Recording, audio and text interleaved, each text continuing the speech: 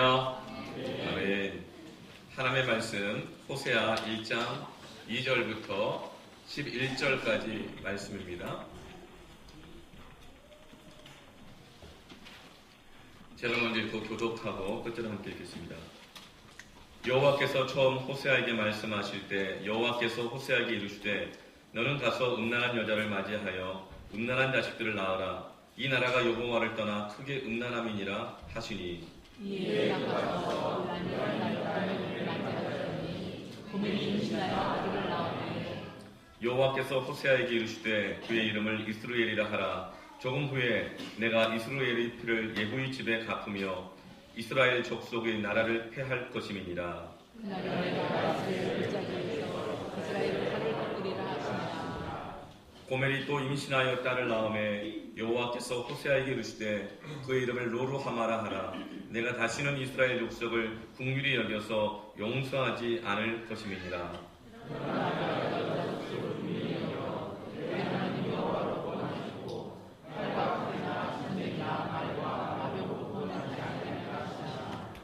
고멜이 로루하마를 젖댄 후에 또 임신하여 아들을 낳음에 여호와께서 이르시되 그의 이름을 로암미라 하라. 너희는 내 백성이 아니요 나는 너희 하나님이 되지 아니할 것임이니라.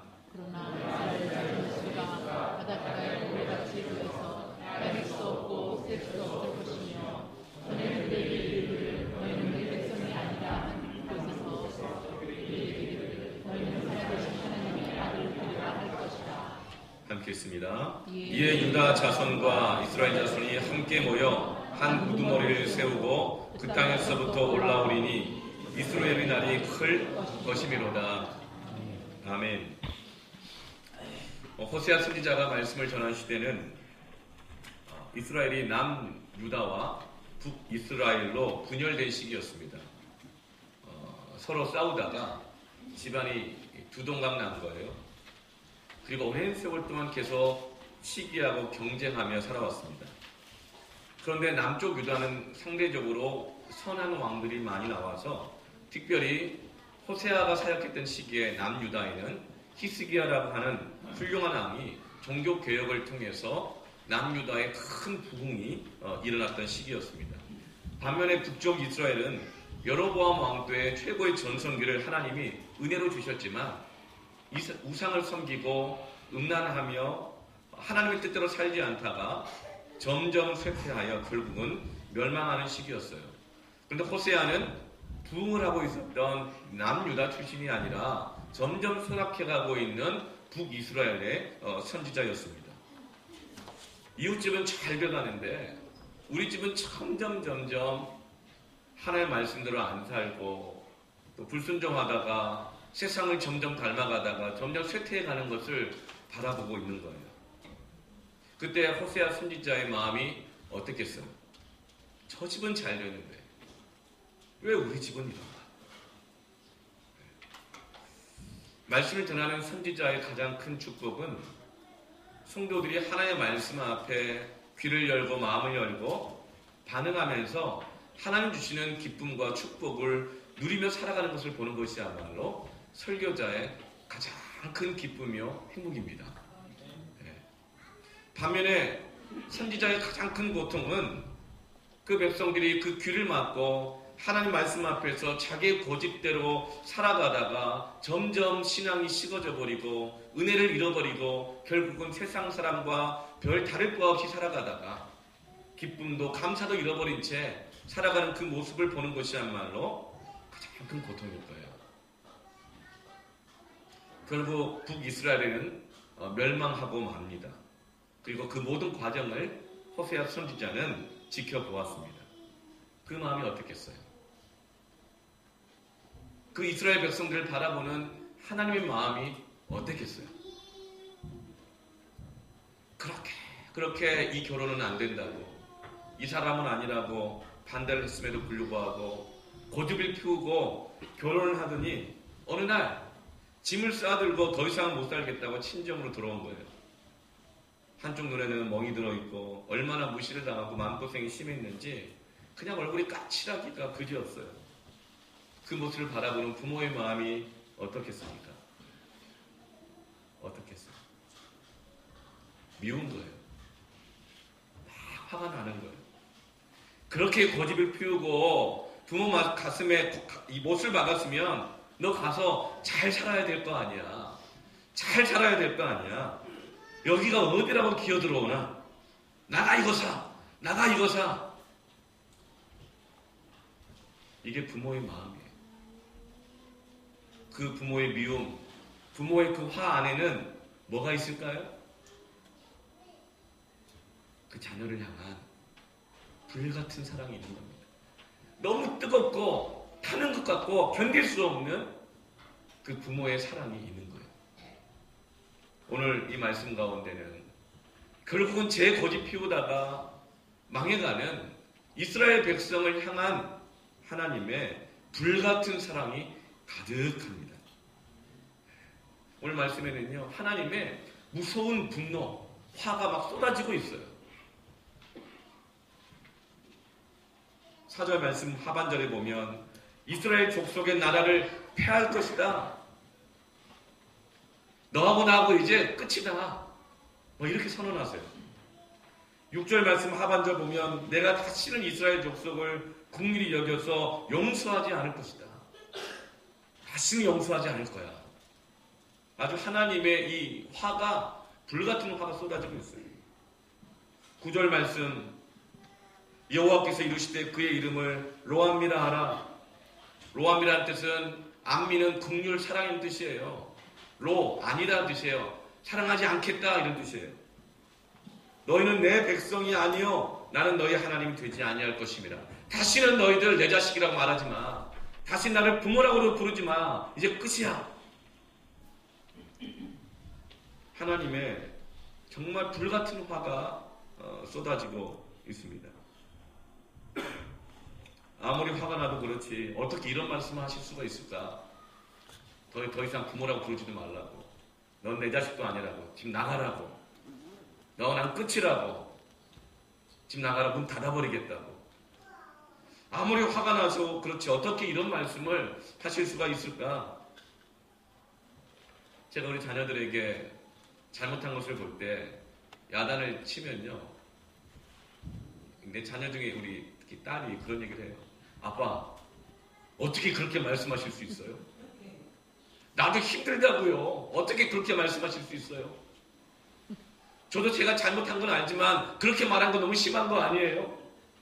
막 이렇게 오히려 따지고 들면서 저를 사랑 없는 부모로 막 잔소리하고 야단치는 부모로 막 몰아붙이는데 그때 제가 할 말이 있겠어요? 없겠어요? 할 말이 없어요. 이러면서 그냥 마음에 막 불이 붙는 거예요. 예. 그러면서 나가!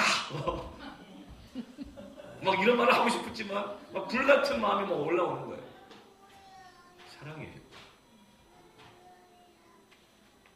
우리는 하나님은 사랑이신데 때로 하나님 나를 책망하시고 야단치실 때에 그 모순으로 보여요. 교회는 사랑이지 다 받아주기만 하고 용납해줘야지 어떻게 그렇게 야단을 칠 수가 있는가. 모순 아니냐고. 여러분, 하나님의 사랑과 이 하나님이 오늘 쏟아지는 이 분노, 징계하심의 이 모순을 우리가 어떻게 설명할까요? 제가 전에 교회에서 여러분 우리 복음의 빛 동산교를 무슨 교회라고 불러요?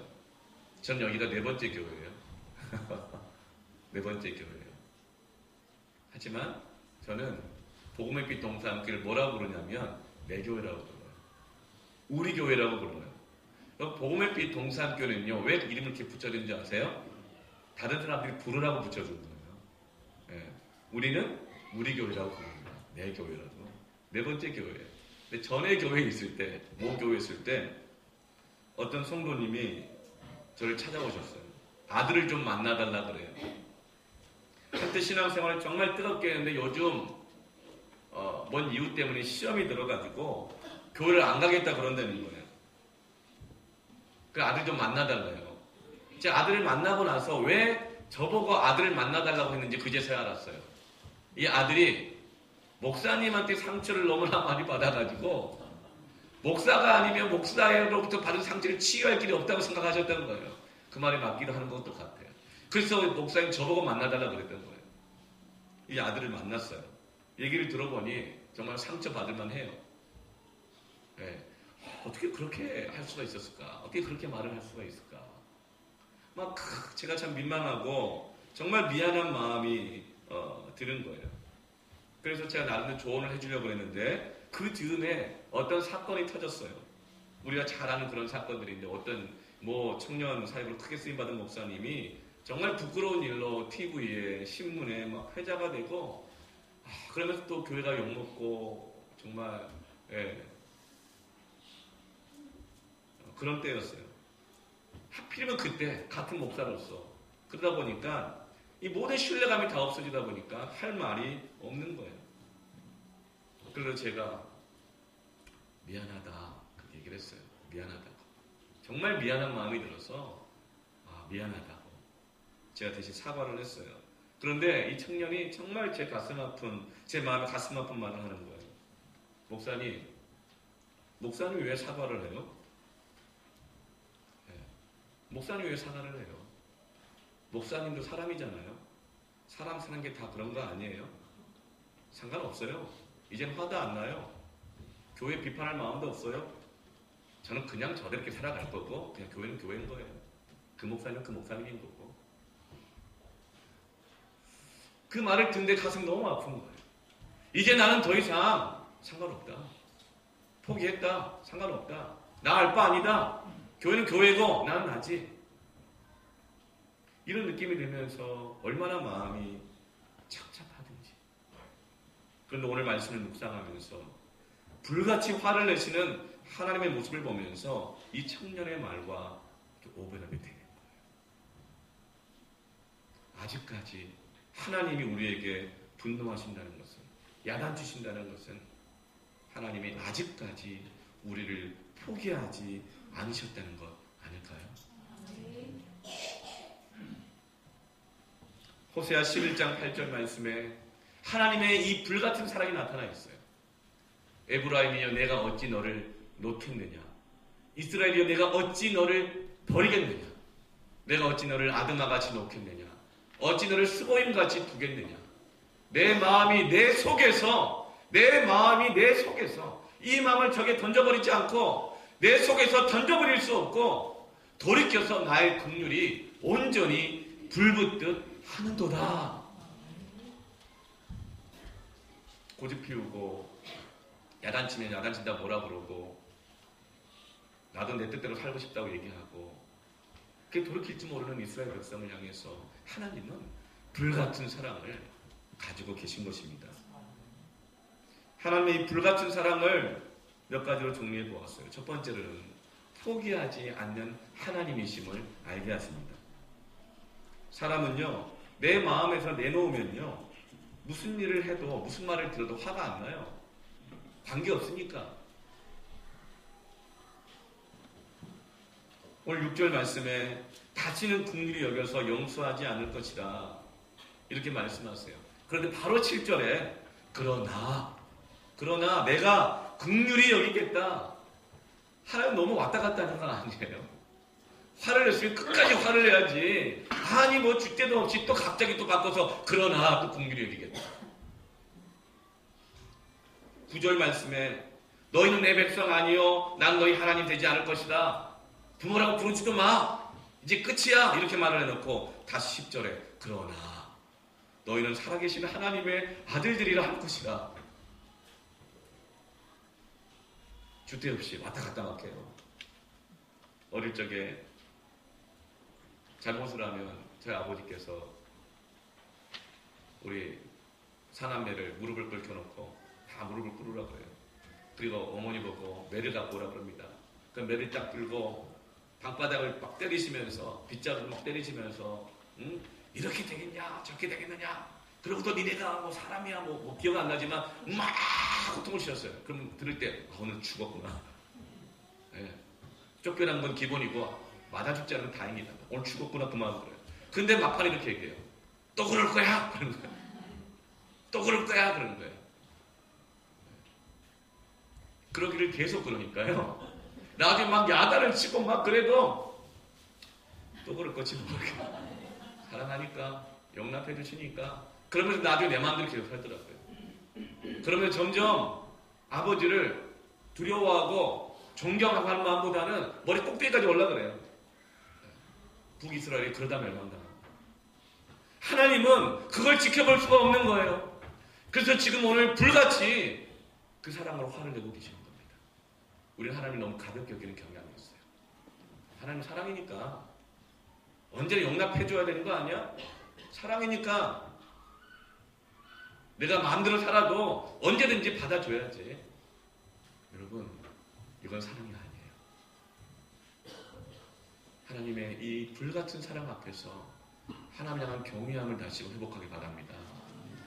그래야 망하는 길로 가지 않고 돌이킬 수 있어요.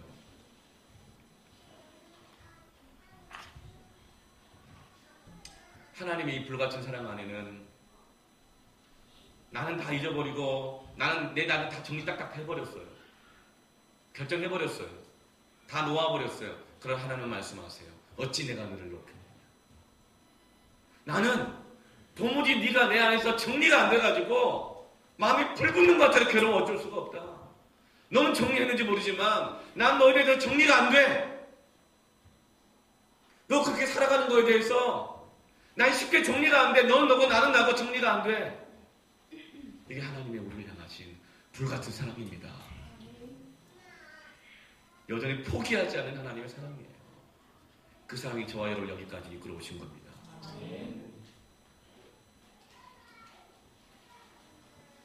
아들과의 대화가 생각났어요. 제가 아이들 굉장히 엄하게 사실은 가정에서 길을 펴냈어요. 그래서 아빠, 성도들한테 교회 사실 때 절반만큼만 해주시면 안 되겠어요? 너무 엄격하게 많이 해가지고. 특별히 아들 녀석이 이제 고2인데 중학교 1학년 때 사춘기가 늦게 와가지고 애가 막 인간과 짐승의 상태가 그 중간 상태가 중학생이라고 그러잖아요. 인간과 사람의 중간 상태 도무지 이해도 안 되고 너무 걱정이 되는 거예요. 그래서 너무 걱정되는 거 볼 때마다 얘가 어떻게 앞으로 되려고 그러나 걱정될 때마다 데려다 놓고 혼내키고 약속하고 뭐 또 그 약속을 안 지키고 또 그렇게 살면 혼내고 또 때로 막 매를 내기도 하고 아주 무섭게 혼을 많이 냈어요. 그때 사춘기가 온 거죠. 그런데 어느 날 새벽에 기도를 하다가 갑자기 하나님이 내 마음에 아들의 한마디 그 울먹거리는 말이 기억나게 하시는 거예요. 아빠, 나도 아는데 안 돼. 나도 아는데 안 돼. 그 소리가 딱 기억나는 순간 정말 내 마음에 막 불이 붙는 것처럼 칼로 긋는 것처럼 아프더니 막 눈물이 쏟아지는 거예요. 지도 얼마나 힘들었을까. 그 질풍노도의 시기에 얼마나 힘들었을까. 그러면서 제가 하나님 앞에 기도했어요. 하나님, 내가 내 혈기로 내 아들을 어떻게 해보려고 했나. 다시는 내가 내 혈기로 하지 않겠습니다. 다시는 내가 아들을 때리지 않고 그렇게 무섭게 감정적으로 야단치지 않겠습니다. 그래서 제가 기도를 했어요. 그러고 나서 이제 불렀죠. 얘야, 너 많이 그때 힘들었지? 무서웠지? 미안하다. 아빠가 이제는 너 때리지 않을 거야. 이렇게 감정적으로 무섭게 막 야단치지 않을 거야. 왜 그랬니라고 물어보고 그렇게 그 약속을 했어요. 그리고 나서 이제 한 2년 지나서 사춘기로 지나가고 고1이 됐어요. 같이 밥을 먹는데 어느 날 문득 그때가 떠오르는 거예요. 그럼 제가 얘기했어요. 야, 너 그때 기억나냐? 너 중학교 1학년 때 2학년 때 사춘기 때 아빠는 그때 미친 줄 알았어. 그랬더니 자기들이 얘기 그러더라. 아빠, 나도요 그때 생각하니까 왜 그런지 모르겠어요. 내가 미쳤나 봐요. 그래, 너도 미치고 나도 미치고 정말 야, 그랬지. 그러면서 그때 이야기를 했어요. 그때 너 아빠한테 많이 맞았고 혼나고 무서웠지? 그랬더니 이 아이가 이렇게 얘기해요. 아빠, 진짜 무서운 게 뭔지 알아요? 매 맞는 게 아니에요. 매 맞는 게 아니에요. 아빠가 저한테 내가 더 이상 너를 야단치지 않을 거야. 너 때리지 않을 거야. 그럴 때 무서웠대. 그 말이 너 더 이상 나하고는 상관없어. 나 너한테 관여하지 않을 거야. 아빠가 나 포기한 줄 알아. 그때 무서웠대. 불안했대. 그러더니 이렇게 얘기해요. 아빠 고마워요. 그러더라고요. 그런데 어떤 아이는 이렇게 말해요. 야 이제 안 때리네. 야단 안 치네.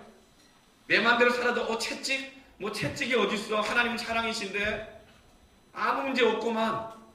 오해하고 악용할 수가 있어요. 북이스라엘이 그랬어요. 그러다 망했어요.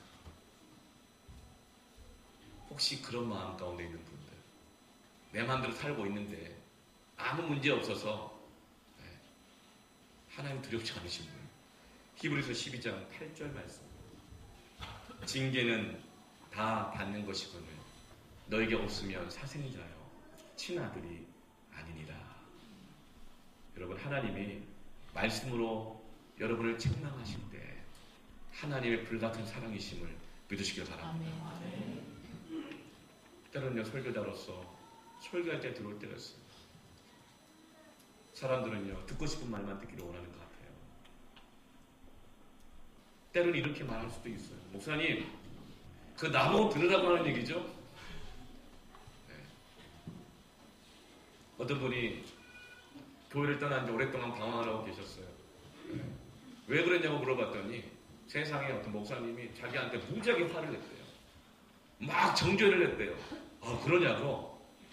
아, 개인적으로 정말 목사님이 당신에게 뭐 화내고 정죄하고 막 그랬냐고 그랬더니 그게 아니래요. 언제 그래요? 예배 시간에 그랬대요. 그 많은 사람들 앞에서 설교하실 때 나를 정죄하고 지적하고 막 야단을 쳤다는 거예요.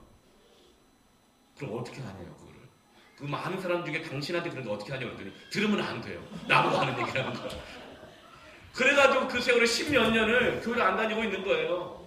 그러면서 목사님이 말씀으로 설교시한 수많은 사람들 앞에 나를 정죄하고 비난하고 공격했다는 거예요. 그래서 내가 다시는 교회에 안 나가겠다. 여러분, 그런 말 들으면요, 설교자가 설교하기가 굉장히 두려워요. 나보고 한 얘기라고 또 그러면 목사님이 또 나보고 뭐라고 했다고. 여러분, 신앙의 성장할 때는요, 하나님의 책망하시는 말씀을 하나님의 사랑으로 들어야 합니다.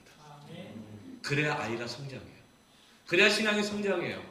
하나님 말씀을 들을 때에 말씀 앞에 드러나는 내가 감춰놓았던 나의 이기심, 나의 거짓된 마음들, 생각들, 나의 음란함, 나의 욕심, 교만, 이 모든 것들이 드러날 때 나보고 들으라고 얘기하는구나. 정말 그렇다면 성령이 여러분이 하시는 음성을 믿으시고 하나님 나를 사랑하시는구나. 나를 사랑하시는구나 깨닫고 회개하고 하나님의 사랑을 붙들고 나가시길 바랍니다. 그게 하나님의 불같은 사랑, 포기하지 않는 사랑인 거예요. 하나님 여러분을 포기하지 않고 있다는 증거입니다.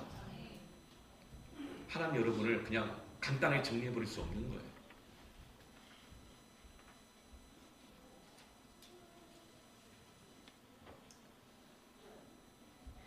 성경에서 가장 무서운 징벌은 징벌하지 않는 징벌입니다. 딱 정리가 돼버린 거예요. 더 이상 관계없다. 가장 무서운 징벌, 이것을 유기라고 해요. 버려짐을 받았다.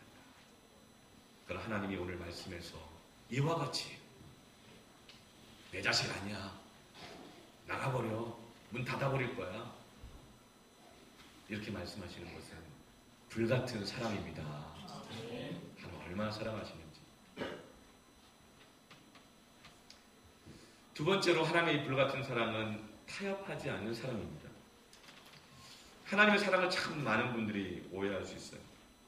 하나님은 결국 용서하실 텐데 그래 나는 내 멋대로 살아도 돼, 이렇게 생각할 수 있습니다. 하나님의 사랑을 몰라도 너무 몰라요. 절대로 하나님은 내 멋대로 살도록 내버려두지 않으세요. 하나님은 타락한 이스라엘 백성들에 대해서 절대로 타협하지 않으십니다. 어떤 분은 이렇게 생각할 수도 있어요. 참 목사님이 참 이렇게 그 성도도 얼마 안 되고 어려울 때는 그냥 한 영혼이 귀한 줄 알고 쩔쩔매고 그렇게 하는 것 같더니 이제는 사람들 좀 늘어났다고 해가지고 너 없으면 안 되는 줄 아느냐, 나가라 이랬다는 거예요. 나가라. 그래서 제가 물어봤어요. 그분한테 정말 목사님이 당신에게 나가라고 직접 얘기했어요? 그랬더니 직접은 안 해요. 근데 어떻게 하네요? 설교 들어보면 안 돼요. 참 희한하게 알아들어요. 설교 들어보면 안 돼요. 나보고 나가라고 그랬다고. 여러분, 하나님은 그렇게 정리하는 분 아니세요.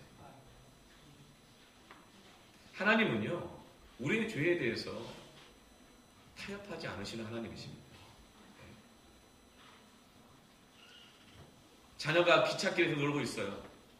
집에 들어와야 될 시간이 됐는데 계속 노는 거예요. 불러도 더 놀다 가겠다는 거예요. 그런데 보니까 제가 기차가 오는 거예요.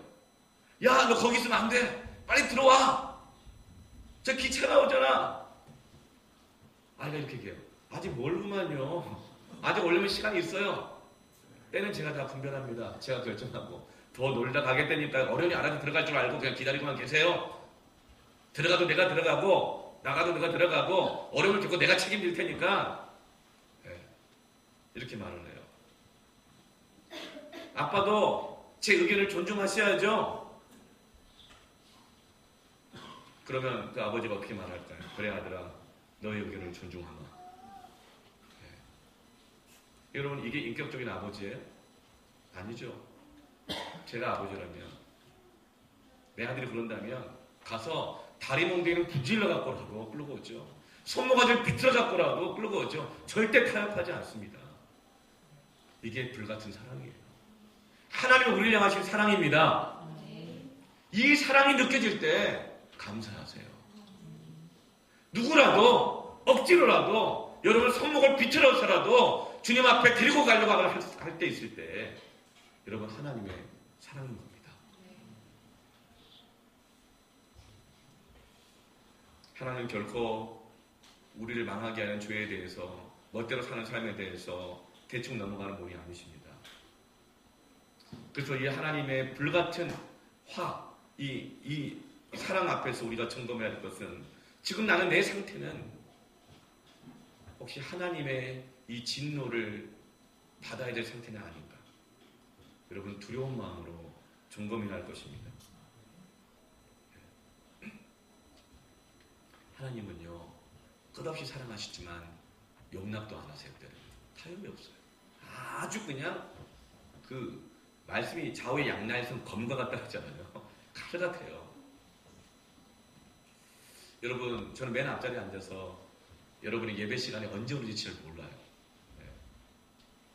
그런데 찬양하는 소리가 들어오면 언제쯤 사람들이 왔는지 알겠어요. 네. 처음엔 잘 몰랐는데 그래서 언제쯤 성도들이 한 절반쯤 하고 언제쯤 거의 다 왔구나. 네. 언제쯤 말은 안 하겠지만 네.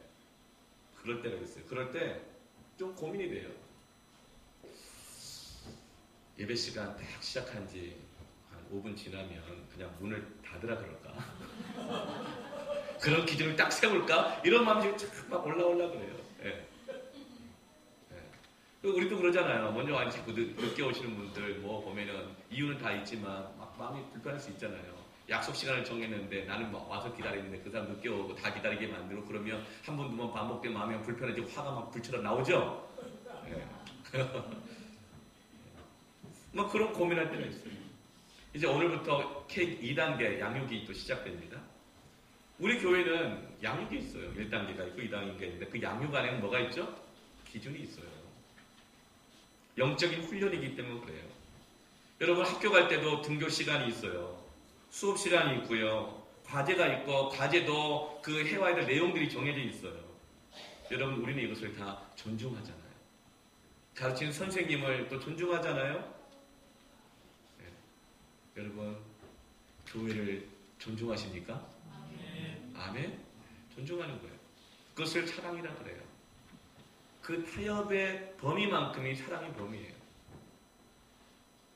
어떤 사람과의 그 사랑의 진실함은요, 어느 만큼 그 사람과의 약속에 타협을 하는가, 그 범위, 그 거리만큼이 그 사람을 존중하는 것이고 그 사람을 사랑하는 거예요.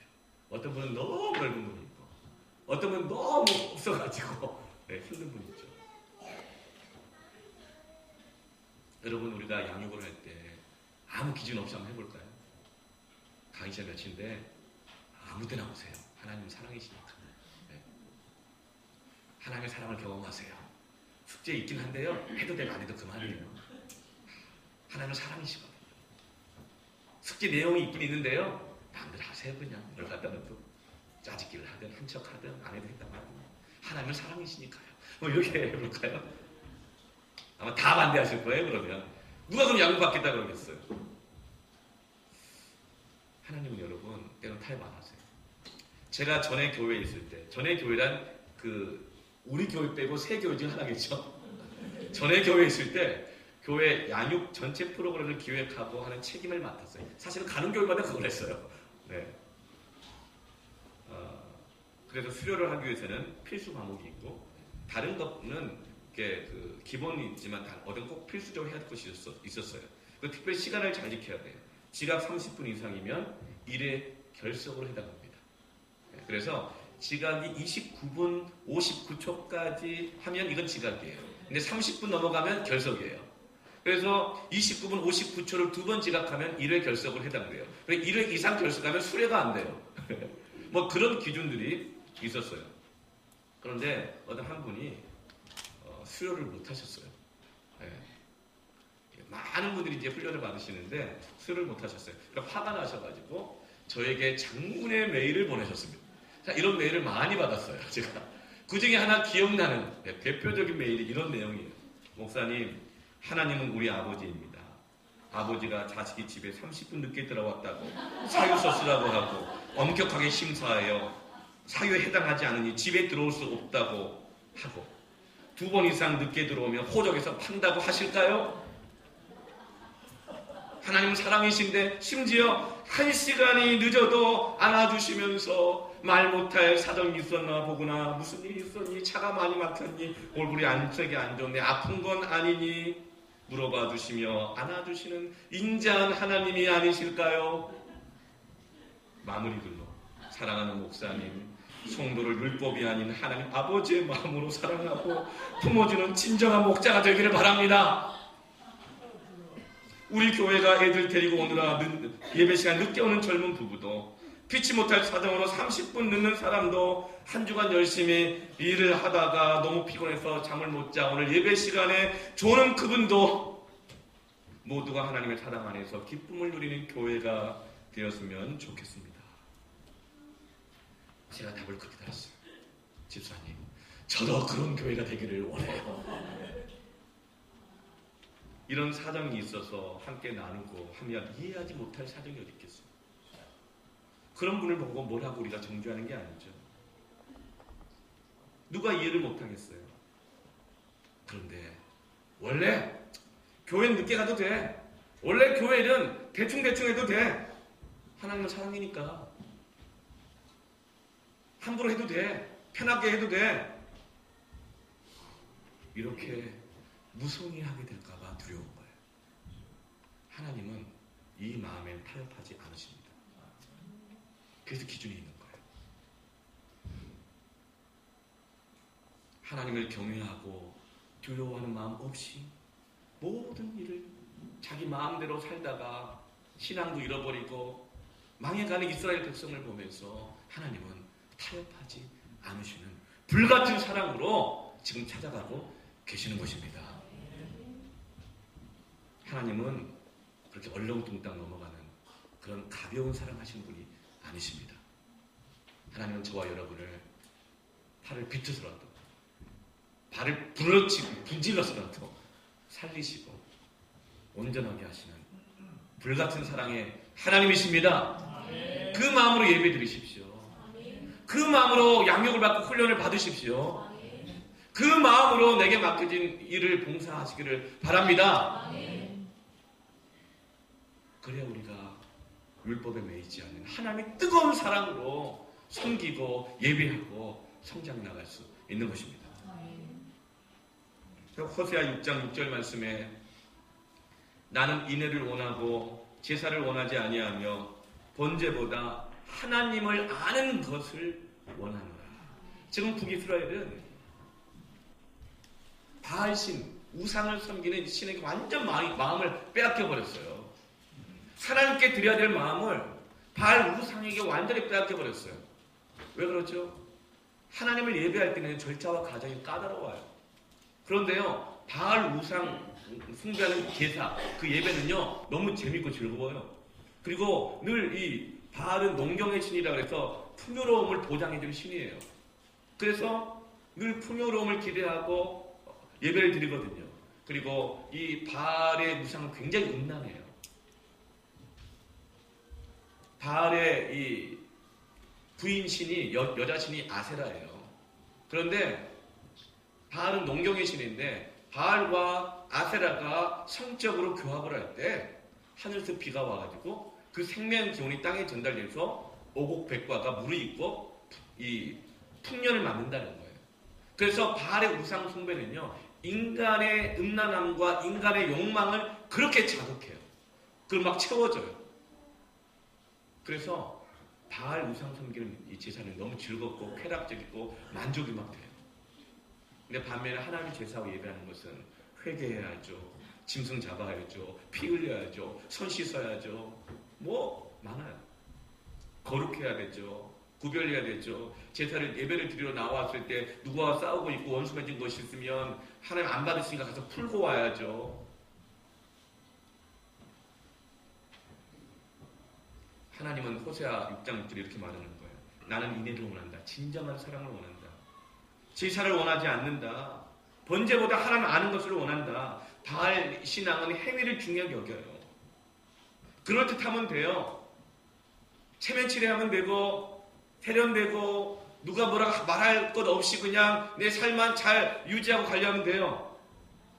그러나 하나님은 아무리 겉이 번들어하고 그럴듯하고 누구한테 말 한마디 듣지 않도록 한다 하더라도 정말 내가 원하는 것은 네 마음 안에 인애를 원한다. 하나님의 인격을 가지신 분이세요. 인격을 가진 존재는요, 진심을 원해요. 아무리 형식이 그럴듯해도 진심이 없으면 다 마음이 상처를 받아요. 상해요. 하나님 대충 형식으로 구색 맞추며 나아가는 것을 타협하지 않으십니다. 그 정도면 됐다? 나는 인애를 원한다. 여러분, 제가 여러분을 대할 때 성도님 잘 오셨습니다. 네. 인사하면서 예의 바르게 하고 정말 여러분이 듣기 좋은 말씀만 골라서 다 전하고 잘 될 거예요. 잘 될 거예요. 잘하고 계세요. 그러면서 또 안녕히 가세요. 다음 주에 또 뵙겠습니다. 이렇게 한다 하더라도 제 마음에 여러분을 향한 진실한 사랑이 없다면 여러분은 알 거예요. 그리고 그걸 원하지 않을 거예요. 그리고 여러분 거기에 상처를 받을 거예요. 하나님은 그런 신앙생활과 타협할 수 없다는 거예요. 네가 그런 식으로 나에게 다가오는 거 타협할 수 없다는 거예요. 넌 너고 나는 나고 서로 그냥 그렇게 살자 이렇게 정리할 수 없다는 거예요. 여러분 그렇게 신앙생활하면 망하는 것입니다. 그렇게 형식적으로 진심 없이 하나님을 함부로 대도 되고 내 마음대로 살아가는 신앙생활은 하나님 타협하지 않습니다. 여러분 하나님과 타협하지 마세요. 하나님은 타협하실 생각이 없어요. 다리를 분질러서라도 손목을 비틀어서라도. 그래서 많은 분들이 그런 얘기 하잖아요. 매 맞고 왔다고. 사랑 많이 받으신 분이에요.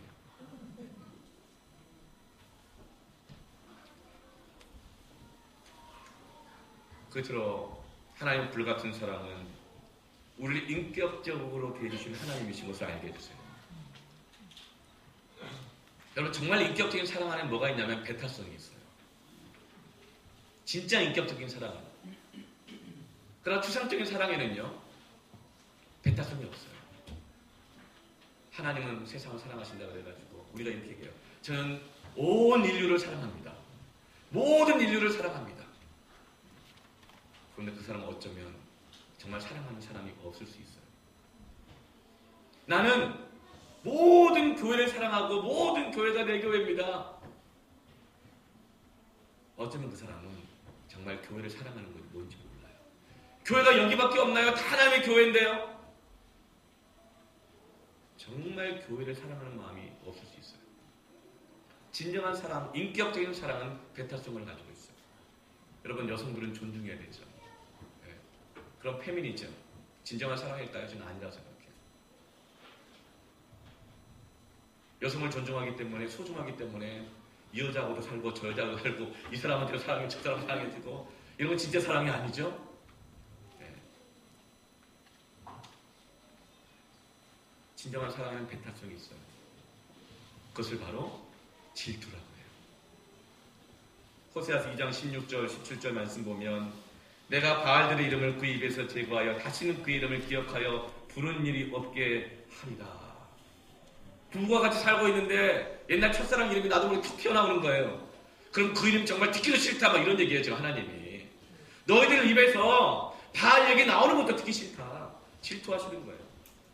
17절에 내가 바알들의 이름을 그의 입에서 제거하여 다시는 그의 이름을 기억하여 부르는 일이 없게 할 것이다. 하나님은 나는 너에게 특별한 존재가 되기를 원하고 너는 나만의 자녀가 되기를 원한다. 배타성을 좀 얘기하고 있어요. 모든 인류를 사랑하고 모든 교회를 사랑하고 굉장히 멋있어 보일 수 있지만 그 안에는 오히려 무정함이 있을 수 있고 이기심이 있을 수 있어요. 인격적인 사랑이 아닐 수 있어요. 하나님이 십계명을 주실 때 출애굽기 20장 5절에 이렇게 말씀하세요. 그것들에게 절하지 말며 그것들을 섬기지 말라. 나 내 하나님 여호와는 질투하는 하나님인즉 나를 미워하는 자의 죄를 갚되 아버지로부터 아들에게라 3, 4대까지 이렇게 하거든요. 나는 질투하는 하나님이다. 나 미워하면 가만 안 둘 거야, 이렇게 얘기하세요. 어떻게 보면 굉장히 하나님이 너무 좀 이렇게 막 쪼잔해 보이고 그럴 수 있잖아요. 질투를 느끼시는 하나님. 그런데 이 구절을 읽으면 너무 감사하지 않으세요? 질투하는 하나님? 나 같은 게 뭐라고 나한테는 질투를 느끼실까? 하나님의 불같은 사랑이에요. 제가 이제 결혼한 지 만 19년 돼서 20년째 접어들고 있는데 결혼해가 1년 조금 넘었을 때예요.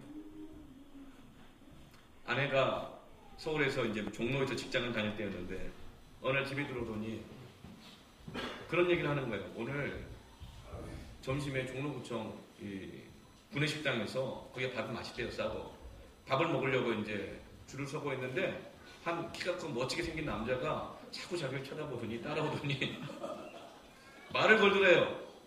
그래서 제가 약간 기분이 별로 안 좋았지만 그걸 뭐라고? 그랬더니 사귀자고 그랬다는 거예요. 사귀자. 그때 애를 임신해가지고 한 두 달인가 세달 됐을 때였던 것 같아요. 제 마음에 뭐가 불이 올라오려고 그러는 것 같아요. 그래? 네. 그래서 물어봤죠. 뭐라고 대답했는데? 그랬죠. 그랬더니 다행히 신랑님 저 결혼했습니다. 이렇게 얘기를 했대요. 네. 그런데도 불구하고 제 마음이 뭐 이렇게 편안하잖아요. 그래서 제가 다시 물어봤어요. 그래, 애는? 그러니까 애 있다고 얘기했냐고. 애는? 그랬더니 그 말은 안 했대요. 근데 사실 그 말 하면 이상하잖아요. 사귀자고 그랬는데 저 결혼했어요. 저 지금 임신 몇 개월이거든요. 얘기가 이상하잖아요. 그 말은 안 했대요. 그런데 그 말을 듣는데 막 불이 올라오는 거예요. 그래서 결혼했다고 했는데 그놈이 뭐라고 그래?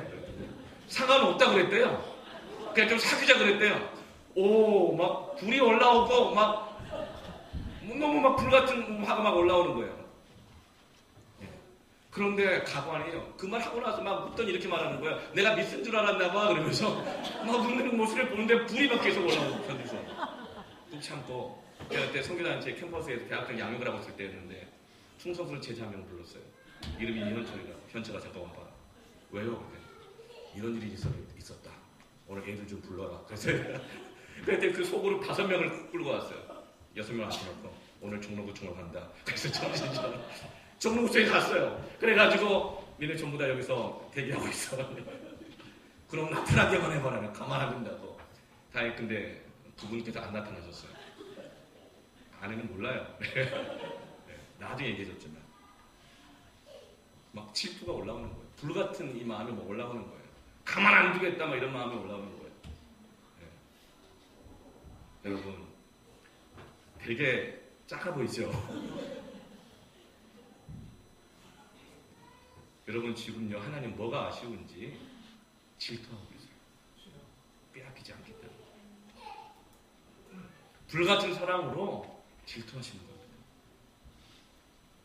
전 여기에서 말로 다 할 수 없는 하나님의 불같은 사랑을 느끼는 거예요.